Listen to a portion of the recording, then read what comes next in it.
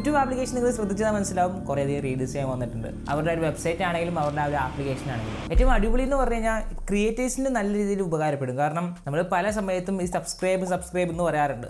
Okay, അപ്പോൾ എപ്പോൾ subscribe പറയുന്നു അപ്പോൾ ആ ഒരു സബ്സ്ക്രൈബ് ബട്ടൺ ഒന്ന് ഗ്ലോ ആവാറുണ്ട്.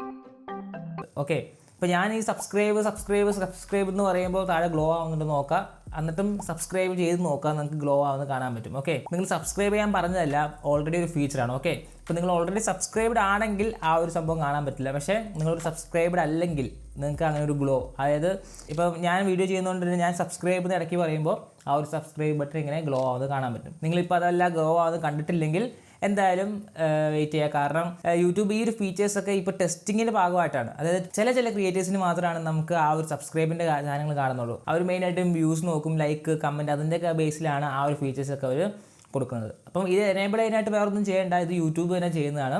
സബ്സ്ക്രൈബ് എന്ന് എപ്പോൾ നമ്മൾ പറയുന്നോ അപ്പോൾ ആ ഒരു ബട്ടൺ ഇങ്ങനെ ഗ്ലോ ആവും. അത് ഇൻട്രസ്റ്റിംഗ് ആയിട്ടുള്ളൊരു ഫീച്ചറായിട്ട് തോന്നിയിട്ടുണ്ട്.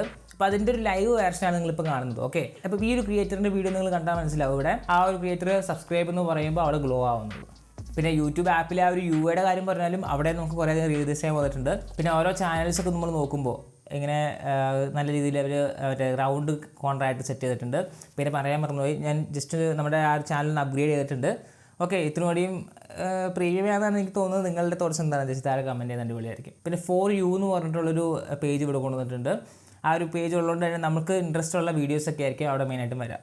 പിന്നെ സാധാരണ പോലെ ഷോർട്സും കാര്യങ്ങളൊക്കെ നമ്മൾ ക്രിയേറ്റർ കസ്റ്റമൈസ് ചെയ്യുന്ന പോലെയാണ്. പിന്നെ അതുകൂടാതെ ഇനിയിപ്പം യൂട്യൂബിൽ കുറേയധികം AI സെറ്റപ്പ് കൂടി വരാൻ പോകുന്നു പറയുന്നുണ്ട്. അതായത് കണ്ടൻറ്റ് ഉണ്ടാക്കുന്നവർക്കും കണ്ടൻറ്റ് കാണുന്നവർക്കും കുറേ AIയുടെ പരിപാടി വന്നിട്ടുണ്ട്. അതായത് AI വീഡിയോ സമ്മറൈസേഷൻ. സാധാരണ ഇപ്പോൾ നമ്മൾ യൂട്യൂബ് വീഡിയോ ഒക്കെ സമ്മറൈസ് ചെയ്യാൻ വേണ്ടി സെപ്പറേറ്റ് AI വെബ്സൈറ്റ്സ് നമ്മൾ യൂസ് ചെയ്യാറുണ്ട്. അതിൻ്റെ ആവശ്യം ഇനിയും വരുമെന്ന് തോന്നുന്നില്ല. യൂട്യൂബ് തന്നെ ആ ഒരു ഫീച്ചർ യൂട്യൂബിലേക്ക് കൊണ്ടുവരാൻ പോകുന്നുണ്ട്. മിക്കവാറും അത് പ്രീമിയം സബ്സ്ക്രിപ്ഷൻ ഉള്ളവർക്ക് മാത്രമായിരിക്കും ആദ്യം അത് യൂസ് ചെയ്യാൻ പറ്റുക.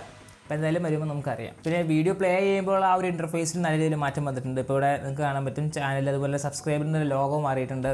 പിന്നെ ലൈക്കിൻ്റെ സെറ്റപ്പും കാര്യങ്ങളൊക്കെ. പിന്നെ ലൈക്ക് ക്ലിക്ക് ചെയ്യുമ്പോൾ ഒരു ആനിമേഷനും, പിന്നെ സബ്സ്ക്രൈബ് എന്നൊക്കെ ക്ലിക്ക് ചെയ്യുമ്പോൾ ഒരു ആനിമേഷനൊക്കെ അത്യാവശ്യം അടിപൊളിയാണ്. ഓക്കെ, ഇപ്പോൾ ഞാൻ ആദ്യം സബ്സ്ക്രൈബ് എന്ന് പറഞ്ഞല്ലോ. അപ്പോൾ അങ്ങനെ സബ്സ്ക്രൈബ് എന്ന് പറഞ്ഞപ്പോൾ അവിടെ ഗ്ലോ ആയിട്ടുണ്ടായിരുന്നെങ്കിൽ ജസ്റ്റ് താഴെ കമൻറ്റ് ചെയ്യുന്നത് അടിപൊളിയായിരിക്കും. അപ്പോൾ അത്രേ ഉള്ളൂ യൂട്യൂബിനെ പറ്റി പറയാൻ. കുറേയധികം ഫീച്ചേഴ്സ് ഇനിയും യൂട്യൂബിൽ വരാനുണ്ട്, നമുക്ക് കണ്ടറിയാം. സിമ്പിൾ വീഡിയോ ആയിട്ടാണ് ഉദ്ദേശിച്ചത്. കാരണം 2020 കുറേയധികം യൂട്യൂബിൻ്റെ ചേഞ്ചസ് ആണ് വന്നിട്ടുള്ളത്. അപ്പോൾ അത് പറഞ്ഞില്ലെങ്കിൽ മോശമാവുമല്ലോ. അപ്പോൾ എന്തായാലും ഓക്കെ.